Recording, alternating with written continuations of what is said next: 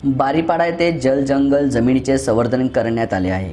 अशा उपक्रमामुळेच ग्रामीण भारतातील गावे आत्मनिर्भर बनून देश आत्मनिर्भर होण्यास मदत होईल, असा विश्वास राज्यपाल भगतसिंग कोश्यारी यांनी व्यक्त केला। राज्यपाल कोश्यारी आज धुळे जिल्ह्याच्या दौऱ्यावर होते। त्यांचे आज सकाळी साक्री तालुक्यातील बारीपाडा स्वयंनिर्भर गावात आगमन झाले। या निमित्त बारीपाडा येथील पर्यावरण अभ्यास केंद्र सामूहिक वन हक्क अधिकारी पत्राचे वितरण राज्यपाल कोश्यारी यांच्या हस्ते करण्यात आले। त्यावेळी ते बोलत होते। यावेळी व्यासपीठावर सरपंच सुनीता बागुल, बारीपाडा गावाचे शिल्पकार चैत्राम पवार, मोतीराम पवार, विजय पवार उपस्थित होते।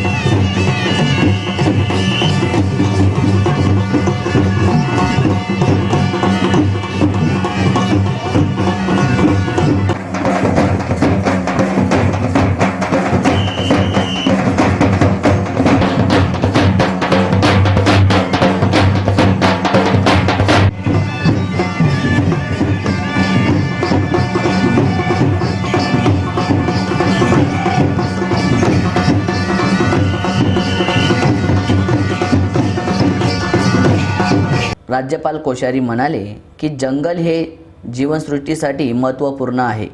त्याचे रक्षण करणे आपल्या हातात आहे। मानवाने जंगलाचे रक्षण केल्यास त्याचा लाभ जीवनात नक्कीच होतो। बारीपाडा येथे चैत्राम पवार यांनी उभे केलेले काम आनंददायी आणि प्रेरणादायी आहे। या गावातील प्रत्येक कुटुंबाला आत्मनिर्भर बनवण्यासाठी त्यांनी उभारलेले काम कौतुकास्पद आहे। जमीन, जंगल आणि जल या त्रिसूत्रीवर येथे काम होत आहे। ज्या गावात जमीन आहे तेथे जंगल उभे राहते। अशा ठिकाणी कधीही पाऊस कमी पडत नाही, असे सांगून ते म्हणाले। बारीपाडा येथे चैत्राम पवार व त्यांच्या सहकाऱ्यांनी सर्वांना सोबत घेऊन गावाचा विकास केला आहे। बारीपाडासारख्या आदिवासी गावात आदिवासी विकास, कृषी, महसूल आणि वन विभागाच्या सहकार्याने गावकऱ्यांनी घडविलेले बदल गाव विकासाचा हा रथ पुढे नेऊन 5 अन्य गावांनाही या उपक्रमात आणि नांदीच्या सरपंच सुनीता गावित यांनी सनंद स्वीकारली। राज्यपाल श्री कोश्यारी यांच्या आगमनानिमित्त आदिवासी बांधवांनी गेर, शिंबली आदी नृत्य सादर केली। हे नृत्य राज्यपाल कोश्यारी यांनी नृत्यास भरभरून दाद दिली, तसेच त्यांनी नृत्य करणाऱ्यांचे कौतुक केले।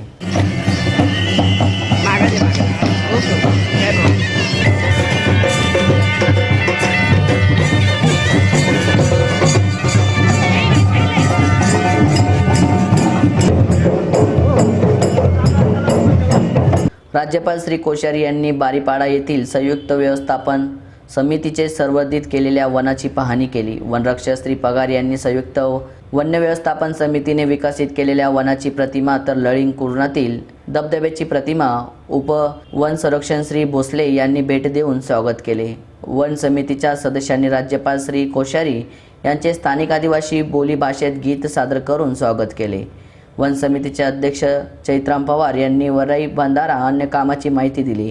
ग्रामस्थांनी उत्स्फूर्तपणे संवर्धित केलेल्या वनाचे काम कौतुकास्पद आणि अनुकरणीय आहे, असे राज्यपाल श्री कोश्यारी यांनी सांगितले। यावेळी जिल्हा परिषद अध्यक्ष श्री तुषार रंदे, आमदार श्रीमती गावित, जिल्हाधिकारी श्री यादव, जिल्हा परिषदेचे मुख्य कार्यकारी अधिकारी वानमती सी, सहाय्यक वनरक्षक संजय पाटील, वन परिक्षेत्र अधिकारी AR माळके यांच्यासह ग्रामस्थ वन समितीचे सदस्य उपस्थित होते। है ना, अब पानी लाने में क्या दिक्कत है?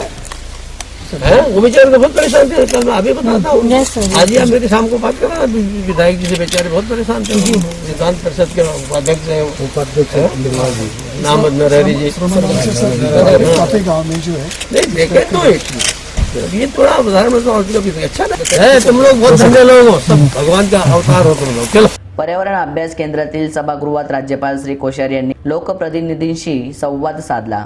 यावेळी जिल्हा परिषदचे अध्यक्ष तुषार रंदे, आमदार मंजुळाताई गावित, माजी खासदार बापू चौरे, DS आयरे, साक्री पंचायत समितीचे सभापती प्रतिभा सूर्यवंशी यांच्यासह लोकप्रतिनिधी उपस्थित होते। यावेळी उपस्थित लोकप्रतिनिधींनी राज्यपाल श्री कोश्यारी यांना बैलगाड्यांची प्रतिकृती देऊन सत्कार केला। राज्यपाल श्री कोश्यारी यांनी लोकप्रतिनिधींकडून विविध योजनांच्या अंमलबजावणीची माहिती जाणून घेतली। तसेच यावेळी राज्यपाल श्री कोश्यारी यांनी उपस्थित शबरी विकास महामंडळ आणि देशबंधू फार्मर्स फाउंडेशन कंपनी यांच्यासह सामंजस्य करार झाला। अच्छा काम करेंगे। अब आप लोग कभी कल्पा की बात कर रहे थे, कल्पा में हजारों करोड़ रुपया बचा हुआ था। संयोग से संसद में सुनने वाला मंत्री आ गया, प्रकाश जावड़ेकर। मैंने कहा भाई ये रुपया अंडा दे रहा है क्या तुम्हारे यहाँ सेंटर में? मैंने कहा इस रुपये को तुम स्टेट्स में बांटो और स्टेट्स में कहो कि गाड़ी मत खरीदना है। रुपया आता है तो ये डेपो साहब, ये कंजर्वेटर और सब गाड़ी खरीदना, बिल्डिंग बनाना इसमें लगा देते हैं, वो जिससे बढ़िया बढ़िया बन जाए। मैंने कहा कि इससे काम होना चाहिए।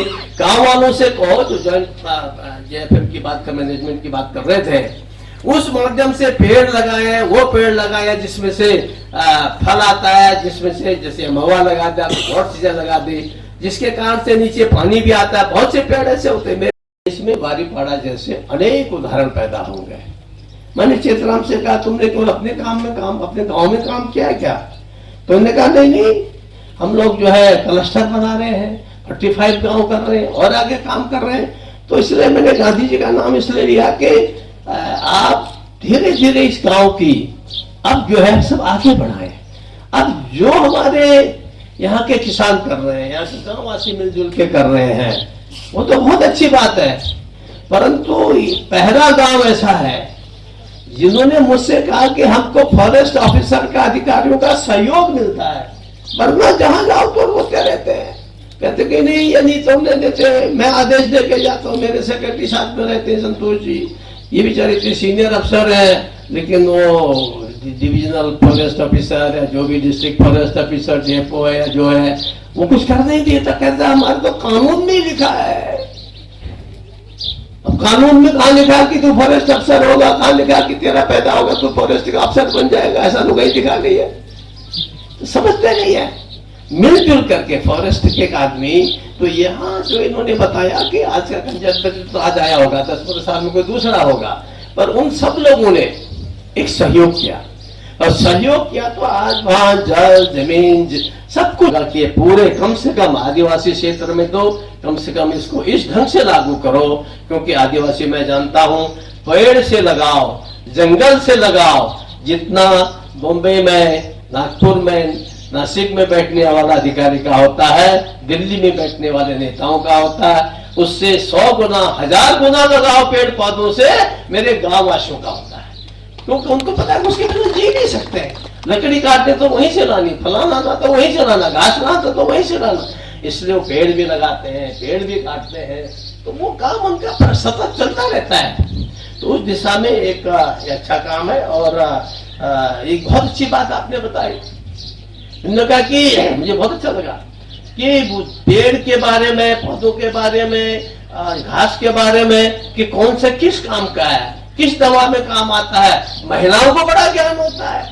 तो वो हमारी जो महिलाएं, माताएं, बहनें हैं, पहले तो हमारे दूर पहाड़ में आंध्रा के आदिवासी लोग आते थे, वो अपना झोपड़ी लगाए और वो अपना ये दवा लो, वो दवा दो, ये साहब ये जंगल की दवा है। और मेरे यहाँ मैं जानता हूँ जब मैं बचपन में था, ये आजकल की कोई दवाइयाँ थी ही नहीं, ये कोई मेडिसिन थे ही नहीं। पर उसके वहां तो कहाँ होता था उस जमाने में? वैद्य लोग, गांव के लोग वही दवा करते थे, सांप के काट के भी दवा करते थे। लेकिन अब सब भूल गए लोग, क्योंकि मेडिकल उसमें आ गए। तो ये जो गांव की हमारी पुरानी संपत्ति है, पुराना ज्ञान है, उस ज्ञान को भी हम यहाँ के माध्यम से बढ़ाएंगे। और मैं सचमुच आज आप लोगों के यहाँ आने से बहुत आनंदित हूँ।